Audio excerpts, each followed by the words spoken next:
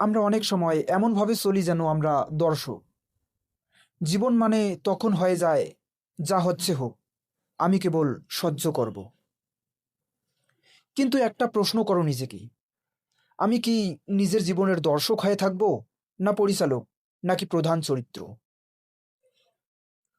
অনেকেই ভাবে আমি তো খুব সাধারণ মানুষ, আমি কিভাবে নায়ক?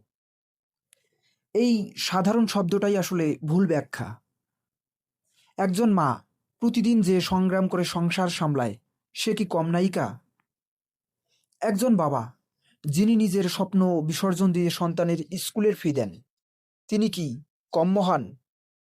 যে ছেলেটা নিজের পড়াশোনার খরচ নিজেই জোগাড় করে, সে কি ছোট কোনো চরিত্র? নায়ক মানে বড় কিছু করা না। নায়ক মানে নিজের দায়িত্ব নেওয়া, নিজের জীবনকে গুরুত্ব দেওয়া, নিজের পথ নিজে খোঁজা।